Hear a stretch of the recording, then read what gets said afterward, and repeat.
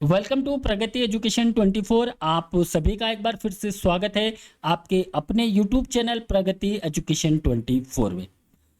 Rajasthan contractual to hire civil post rule 2022 संविदा नियम 2022 राजस्थान में ये उन कर्मचारियों के लिए बनाए गए हैं जिन कर्मचारियों की जो नौकरी है, जो जॉब करते हैं, वो सिक्योर नहीं है। उन्हें कभी भी जॉब से निकाला जा सकता है। तो उन्हीं नौकरी को सिक्योर करने के लिए कुछ कैंडिडेट ऐसे हैं जो बरसों से कार्यरत हैं, उनको नियमित करने के लिए नियम बनाया गया है। हालांकि आज एक लेटर निकाला गया है, हम उसी के बारे में बात करने के लिए आए हैं। देखिए, जो मुख्यमंत्री निःशुल्क निरोगी राजस्थान योजना, दवा योजना के अंतर्गत जो आरएमआरएस के माध्यम से व्यक्तिगत अनुबंध के आधार पर जो कार्यरत कार्मिक है उनके बारे में हम बात करेंगे। उससे पहले मैं आपको एक चेक लिस्ट दिखा देता हूं। ये एक चेक लिस्ट है। देखिए, 25 सितंबर 2023 तक का समय दिया गया है। ये एक चेक लिस्ट है। आपको क्या क्या दस्तावेज इस चेक लिस्ट के साथ लगाने हैं, ये चेक लिस्ट आपको किस प्रकार से फिल करनी है और कितनी प्रतियों में फिल करनी है, इन सभी के बारे में जो है हम इन चेक लिस्ट के बारे में हम बात करेंगे कि किन कार्मिकों को ये चेक लिस्ट भरना है और कहाँ पे आपको ये सबमिट करवाना है, क्या क्या डॉक्यूमेंट आपके इसमें लगने वाले हैं। तो देखिए, ये जो लेटर जारी किया गया है, हम बात कर रहे हैं निदेशालय चिकित्सा एवं स्वास्थ्य सेवाएं राजस्थान जयपुर 20/9/2023। आज 20 सितंबर है। कैबिनेट का बैठक स्टार्ट हो चुका है और अभी 6 बजे, साय 6 बजे Rajasthan contractual hire to civil post rule 2022 यानी कि संविदा नियम 2023-22 जो बनाए गए हैं उन पर भी चर्चा होने वाली। शाम को 6 बजे ये बैठक जो है वीसी के माध्यम से ली जाएगी। देखिए, लेटर निकाला गया है समस्त मुख्य चिकित्सा एवं स्वास्थ्य अधिकारी को और समस्त प्रमुख चिकित्सा एवं स्वास्थ्य प्रमुख चिकित्सा अधिकारी जिला अस्पताल को, यानी कि सीएमएचओ और पीएमओ को ये लेटर जारी किया गया है राजस्थान में।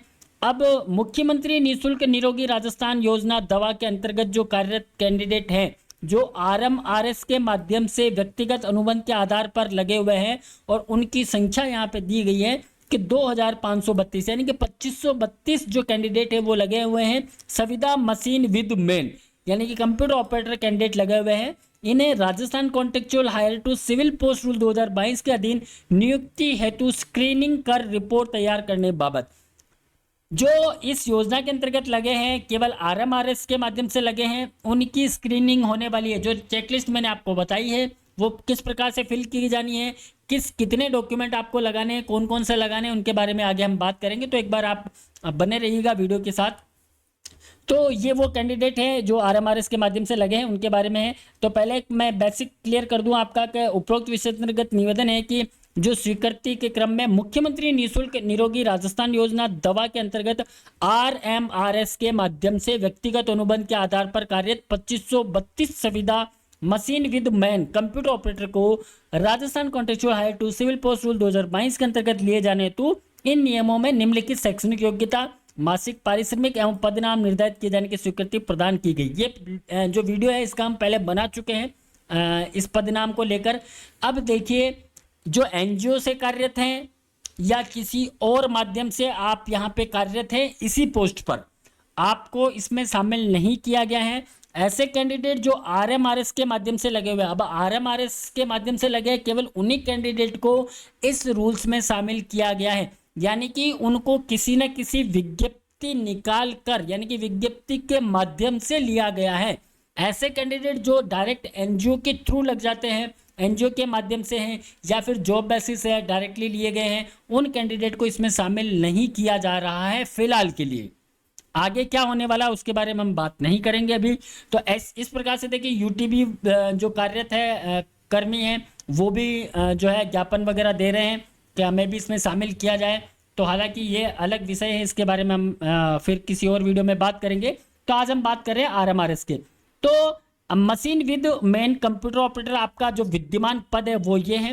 अब आपका जो संशोधित पदनाम है वो चेंज कर दिया गया डाटा एंट्री असिस्टेंट के नाम से। ये वीडियो हम पहले बना चुके हैं, डिस्क्रिप्शन में इसका हम लिंक डाल देंगे, वो वीडियो एक बार आप देख लीजिएगा।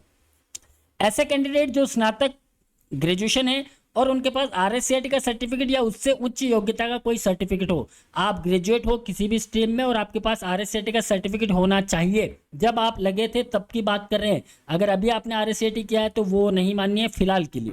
जब आपने ज्वाइन किया था तब की बात है, ठीक है। या फिर आपके पास ग्रेजुएशन के साथ पीजीडीसीए हो, डीसीए हो, एडीसीए हो, कोई भी सर्टिफिकेट हो वो आप अटैच कर सकते हैं उस समय का जब आप लगे थे। 10,400 रुपये आपका पारिश्रमिक देय होगा। बाकी जो नियम शर्तें हैं उसको हम आगे जो चेकलिस्ट है उसमें बात करेंगे।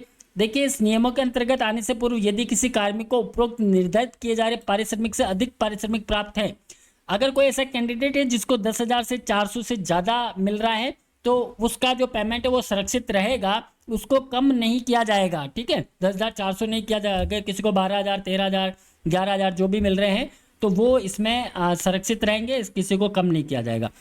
जिन मशीन विद मैन की व्यक्तिगत अनुबंध पर सेवाएं ली जाने के लिए सार्वजनिक विज्ञप्ति जारी कर चयन प्रक्रिया से पूर्ण कर सेवाएं ली गई है, उन्हें ही नियमों के अंतर्गत लिया जाएगा। कहने का मतलब है कि आप इस पद के लिए जब आए थे तो क्या आप कोई विज्ञप्ति निकली थी, विज्ञप्ति के माध्यम से लिया गया था और आपका कोई अपॉइंटमेंट ऑर्डर जारी किया गया था तो ही आपको लिया जाएगा। किसी एनजीओ के माध्यम से या कोई जॉब बेसिस पे आप काम कर रहे हैं जिसका आपके पास कोई भी लेटर नहीं है, यानी कि आप विज्ञप्ति के माध्यम से एंट्री आपने नहीं ली थी तो उनको इसमें शामिल नहीं किया जाएगा कि केवल वही कैंडिडेट है जिनके पास कोई विज्ञप्ति है या विज्ञप्ति के माध्यम से आपको लिया गया है। क्लियर। एजेंसी के माध्यम से अथवा जॉब बेसिस पर कार्यरत कार्मिकों को नियमों के अंतर्गत नहीं लिया जाएगा। जो भी एजेंसी के माध्यम से कार्यरत है या भी कोई जॉब बेसिस पे है उन कैंडिडेट को फिलहाल इसमें शामिल नहीं किया जा रहा है। बाकी नियम 3 की पालना सुनिश्चित करनी है। और आगे देखिए, डेटा एंट्री असिस्टेंट आपको बना दिया गया है, आपका पद नाम ये कर दिया गया है। 9 वर्ष की जब सेवा आपकी कंप्लीट हो जाएगी तो अब आपका नाम है डेटा एंट्री असिस्टेंट सेकंड हो जाएगा और पारिश्रमिक जो 18,500 रुपये हो जाएगा। 18 वर्ष की सेवा पूर्ण होने पर डेटा एंट्री असिस्टेंट फर्स्ट कर दिए जाओगे और 32,300 रुपये जो है आपका मानदेय कर दिया जाएगा, ठीक है। ये आप एक बार देख लीजिएगा, पुराना वीडियो हमने बना रखा है। बाकी ये चेकलिस्ट में ये सारे नियम हैं, एक बार आप इनको पढ़ लीजिएगा, वीडियो लंबा हो जाएगा। मैं केवल आपको चेकलिस्ट के बारे में बता देता हूँ कि आपको क्या करना है और किस प्रकार से।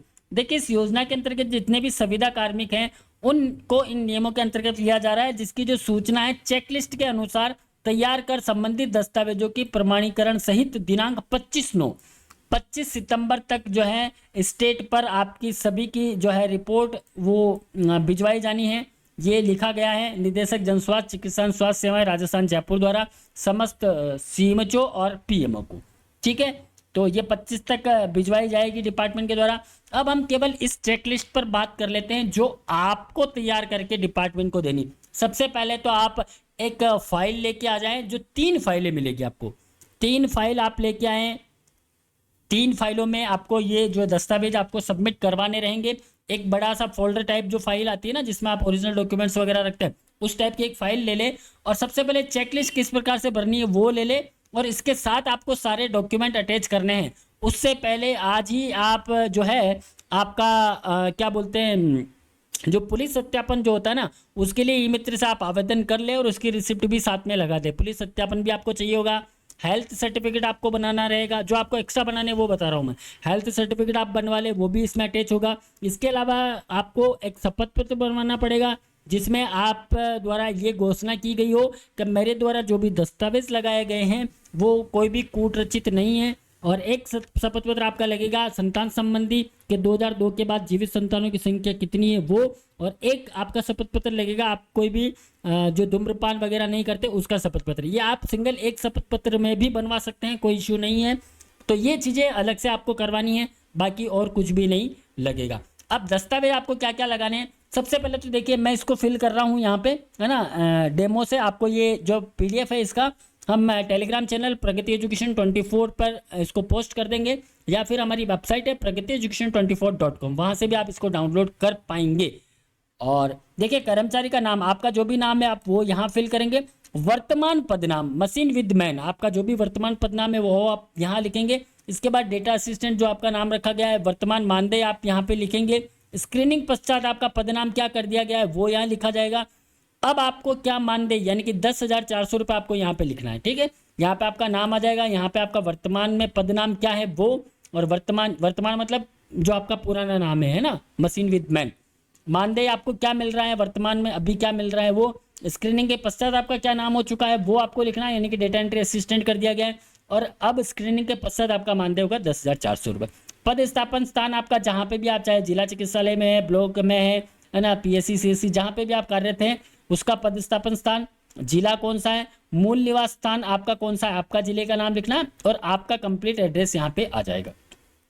संविदा कर्मचारी के नाम, पिता का नाम, पता, सत्यापन संबंधी प्रमाण पत्र। अब आपको देखिए डॉक्यूमेंट क्या क्या संलग्न करने हैं वो आप देखते जाइएगा।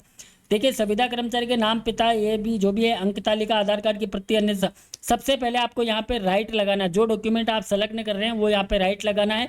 प्रस्तुत दस्तावेज की पृष्ठ संख्या, इस चेकलिस्ट के पीछे आपको सारे डॉक्यूमेंट संलग्न करने हैं और सभी डॉक्यूमेंट के यहाँ कॉर्नर में इस जगह पे आपको नंबर डालने हैं 1 2 3 4 5 ऐसे नंबर आपको चेकलिस्ट को छोड़कर सभी डॉक्यूमेंट पर आप ऐसे नंबरिंग कर दें, चाहे आपके 15 हो, 16 हो, 20 हो, 25 हो, सब पे नंबरिंग हो जाएगी।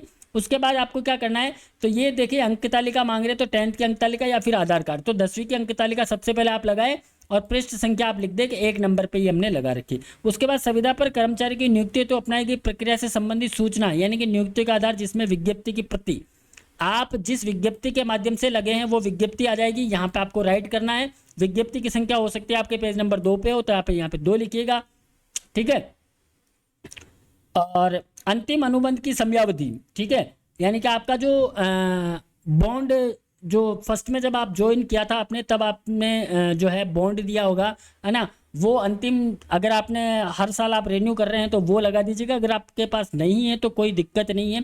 आपने जो फर्स्ट में अनुबंध किया था उसकी डेट कब से कब तक की थी, 31/3 जब तक आप थे तब तक की, वो आप लिखिएगा। और पद नाम आपका जो भी सीएमएचओ या पीएमओ जिसके अंडर में आप है वो आप कीजिएगा और उसके अनुबंध की प्रति आपको यहाँ सेलेक्ट करनी है, ठीक है। तो यहाँ से आपको जैसे ये ध्यान रखिएगा, विज्ञप्ति अगर आपके 1 पेज की तो 2 लिखिएगा। हो सकता है आपकी विज्ञप्ति 4 पेज पे जा रही है तो 2 से 4 लिख लीजिएगा। फिर आपने जैसे ही आपने अनुबंध लगाया है तो आप 5 से 6, जैसे 2 पेज का अनुबंध है तो 5 से 6 लिख दीजिएगा, ऐसा लिखना है, ठीक है।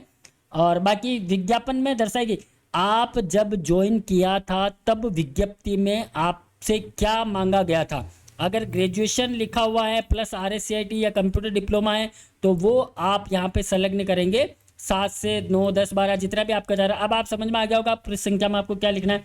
इस प्रकार से नियुक्ति के समय निर्धारित योग्यता, है ना, आपकी क्या थी वो आपने संलग्न कर ही दिया है। उसके बाद आपका जो भी कैटेगरी आता है, जैसे जिस भी कैटेगरी में आप हैं, जैसे सामान्य में तो सामान्य पर राइट कर दीजिएगा, यहाँ राइट कर दीजिएगा कि आपको लग रहा है कि सामान्य का सर्टिफिकेट मैंने पेज नंबर 12 पे लगाया तो 12 लिख दीजिएगा। उक्त कार्मिक के उक्त पर नियुक्ति आदेश, आपने जब ज्वाइन किया था तब आपको जो नियुक्ति आदेश मिला उसका क्रमांक क्या है, किस डेट का है, राइट करना है कि भाई पेज नंबर 15 पे मैंने इसको लगाया, जो भी आपका पेज नंबर आता है ना। उक्त पद पर कार्यग्रहण की दिनांक, यानी किस डेट को आपने कार्यग्रहण की। ये देखो ये तो हो गया स्टेट का, अगर आपके पास कोई स्टेट का है, अगर आपको स्टेट से कोई नियुक्ति मिली है तो उसका आदेश क्रमांक, और यहाँ पे जो आपने लोकल जो आपको डिस्ट्रिक्ट लेवल पे जो आपको ज्वाइन करवाया गया उसका, है ना। फिर यहाँ पे page number, date of birth आप ऐसे ही लिख दीजिएगा, यहाँ पे राइट कर दीजिएगा, कोई दिक्कत नहीं। यहाँ पे 10th का सर्टिफिकेट है वैसे भी। कार्यग्रहण दिनांक आयु, जिस समय आपने जॉब ज्वाइन की थी, आज के चाहे 4 साल पहले की है, 10 साल पहले की है, उस समय आपकी आयु कितनी थी वो आपको लिखना है, ठीक है।